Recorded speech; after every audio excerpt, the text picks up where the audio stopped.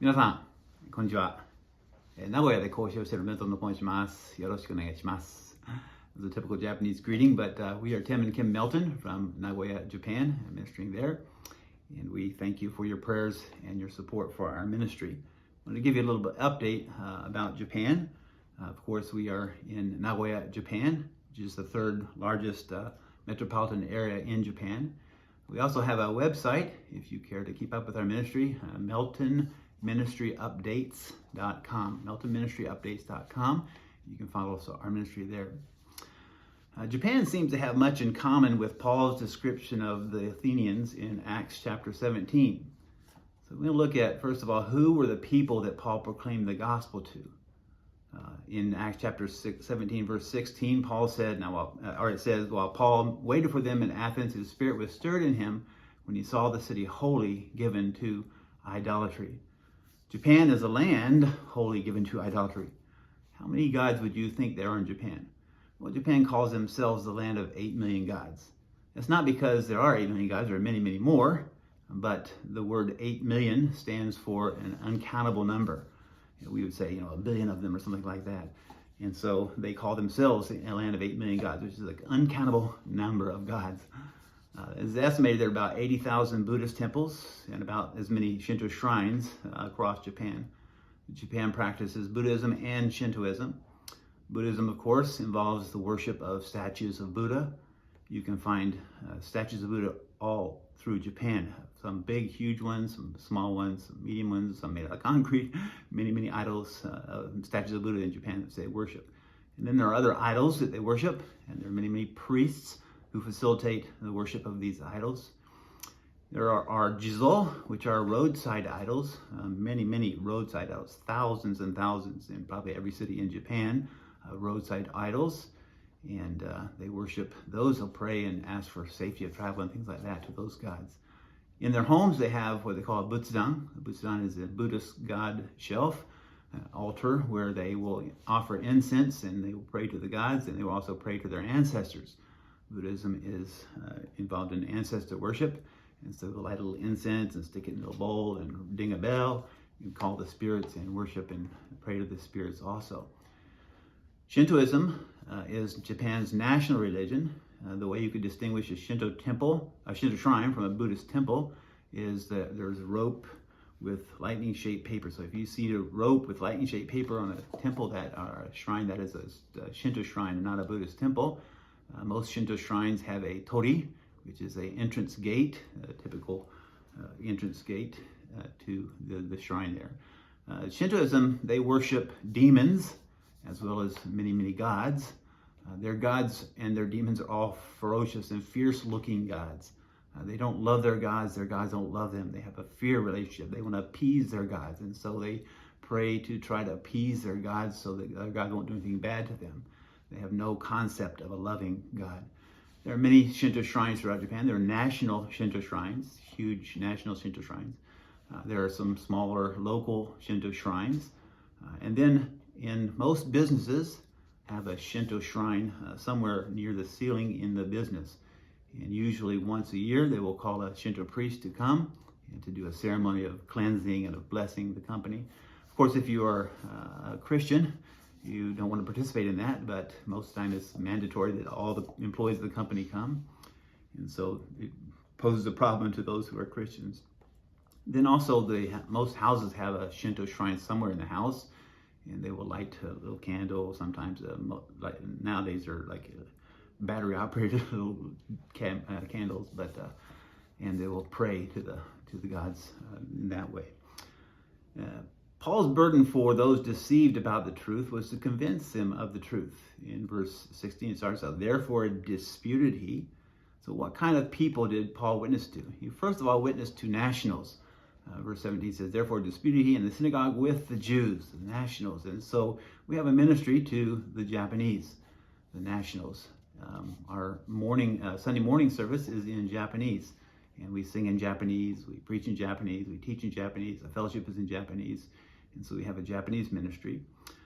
Throughout the month, we have also a ladies' Bible study. On the first Saturday of every month is the ladies' Bible study. And the ladies love to come together and to study the Bible and to fellowship after the Bible study, they will sit around having a snack, something to eat and to drink and to fellowship.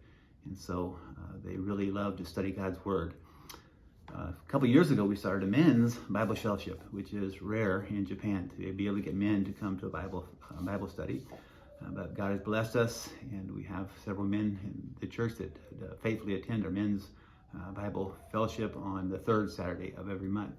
But to get them there, I have to feed them first. So the ladies will eat after their fellowship, their Bible study. We eat before the Bible study. But we have a good time of fellowship. So we'll sit around eating for about an hour and talking, and then we'll have a little Bible study and a time of prayer. God has blessed us recently with several new members, and so we are thankful for that. And so Paul witnessed, first of all, to nationals, and then he also witnessed to foreigners.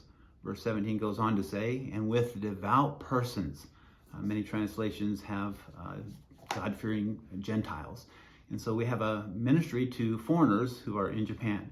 Of course, that is in English, and that is our Sunday afternoon services in English, so that the foreigners, most of them are from the Philippines, Malaysia, Indonesia, India, things like that, that come to Japan to work or to study. Some have married Japanese and live here.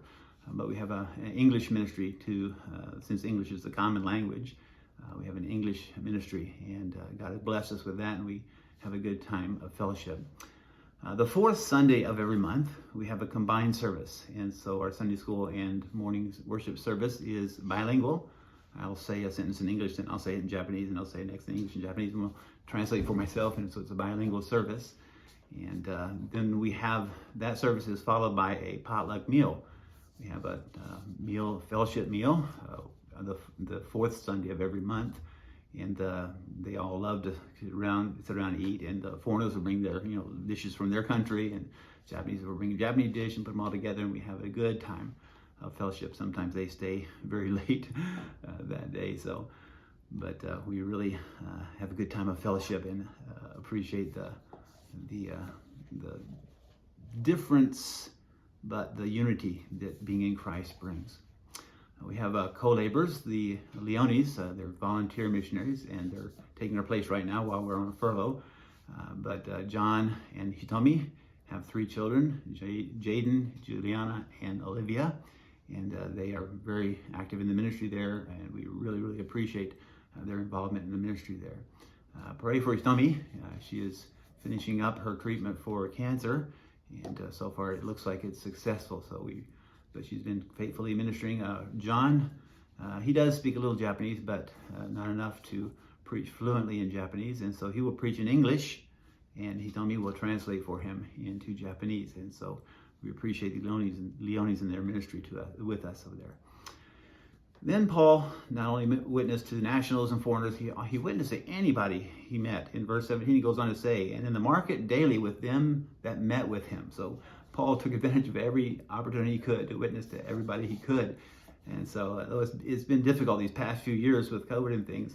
We try to do the same thing. We try to meet new people through different ministries that we have, teaching English. We have friend parties. We have outreach activities. And so we try everything we can to meet new people and to get an opportunity to witness to them. And then he not only witnessed to those, he witnessed to those who wanted to know. Verse 18 says, then certain philosophers, and so people who love knowledge, wanted to know. In Japan, not many people want to know, but we are constantly proclaiming the truth, even though they don't want to know, through preaching and through teaching, through literature writing and distributing, and through camp ministries and special meetings. We're trying to proclaim the gospel and the truth clearly as we can. Then Paul not only witnessed to those, he witnessed to those who indulge their flesh. Verse 18 goes on to say of the Epicureans. Epicureans were those who thought that the highest good was the pleasure, and so they would indulge their flesh. But he also witnessed to those who denied their flesh, the Stoics. The Stoics were those who thought pleasure was bad, and so they didn't think good of pleasure. Outwardly, Japanese seem to be moral, kind, ethical, family-oriented, but behind the facade, they are very different people. And Japanese have what they call honne and tatemae. Honne is your true face, and tatemae is your public face. And so in Japan, you have to show a nice public face no matter what you think, no matter what your true feelings are. So Japanese in general, they are stoic Epicureans. They're self-disciplined hedonists. Socially, for example, and that works out to be, there are about 37,000, estimated to be about 37,000 love hotels across Japan, where you can rent a room by the hour and sin discreetly. Religiously, Japan is said to be one of the most religious atheistic countries in the world. En masse, they faithfully participate in religious rituals without any personal understanding or belief. And so Paul witnessed to both, and the Japanese are both. Then he witnessed to those who thought he was spouting nonsense. Verse 18 goes on to say, and some said, what will this babbler say? Most Japanese do not take religious statement as to the truth seriously. And I'll explain a little bit about that further. And then he also witnessed to those who thought he was espousing foreign deities. It says, and others some, he seemeth to be a setter forth of strange gods, because he preached unto them Jesus and the resurrection. There's not much religious persecution in Japan, because they're not really serious about what they purport to believe. Their attitude is mostly, in general, I'm a Buddhist or Shintoist in name only, and you're a Christian, they presume in name only. That's fine, let's just have a good time, is most of the people's attitude. Except for maybe there's a group called the Sokogakai, which is a Buddhist sect that even the Japanese consider a cult. But other than that, no Japanese would ever fight you over their religious beliefs. And then Paul witnessed to those who were curious. Verse 19 says, and they took him and brought him to Areopagus, saying, may we know what this new doctrine whereof thou speakest is. It's difficult and not often successful. We try to do anything we can to engender curiosity about God and the truth. I wrote a track once called, in English I call it the God Test, in Japanese it's Kamite. But in that track I said, surely not all are gods who are said to be gods. Is there a way you can tell if it's truly God? And I said there are some conditions. Number one, if that God was made by man, he's not the true God. If there's a greater than that God, he's not God. If that God had a beginning, he's not God. If that God has limited power, he's not God. If that God is limited to a place, he's not God. If that God's knowledge is limited, he is not the true God. And so, of course, all of their gods and idols don't qualify as true God. And then I went on to say there's only one true God who is uncreated, sovereign, eternal, omnipotent, omnipresent, and omniscient. And we can know that only true God because he's revealed himself to us in his world and in his word and in his wisdom, as Psalm 19 tells us. One of the biggest problems in reaching Japanese people is that Japanese culture is more emotional than logical. Now, I'm not saying they express their feelings freely, because they don't. And I'm not saying they aren't logical, because they are. But how something makes you feel is more important than objective truth. So if worshiping a statue makes you feel religious, that's more important than any objective fact about the God you are worshiping. If telling a lie avoids embarrassing yourself or others, then you should tell a lie. Telling a lie is good. If saying something you don't mean engenders good feeling, then dishonest statement is a good thing. And if, for example, if two people meet on the street and talk, and the typical conversation will usually end with each of them saying, come visit me. And the response from both was, I will. But neither of them mean it. If one showed up to the other person's home, they would say, what are you doing here? They are not genuine in that way. So it's just a good feeling thing they say. And so Paul finally witnessed to social media. I think the Greek word is TikTok, but no, not really. But it sounds like it. Verse 21 says, for all the Athenians and strangers which were there spent their time in nothing else but either to tell or to hear something new. So when we get back to Japan, we do use the internet, and we have web-based apps that we use with our church, but we're going to develop that further, and hope the Lord will honor that and give us more contacts through that way. A couple of prayer requests in closing. Our number one prayer request has been for years for a national pastor. Very few people respond to the call to the ministry there in Japan, and so, but we're missionaries, so we want to start, establish a ministry and then turn it over to national and go to establish another ministry. But it's very difficult in Japan. Even the seminaries that we're associated with there have very, very few students, and so there are very, very few pastors. We know of several churches, even in our area, that are without a pastor and have been for a while. And so prayed that the Lord would bring somebody along that we could work with for a while and then turn the ministry over to, so we could go and start another ministry. Pray also for our current church does not own their building, and so we'd like to try to help them to procure a permanent place so that they can establish as a permanent ministry there. And then pray for new outreach ministries. We're constantly trying to think of different things to do to establish an outreach ministry to reach people. And then pray for our literature ministry. We write tracts and evangelistic literature and make those available to whoever, other missionaries who want them.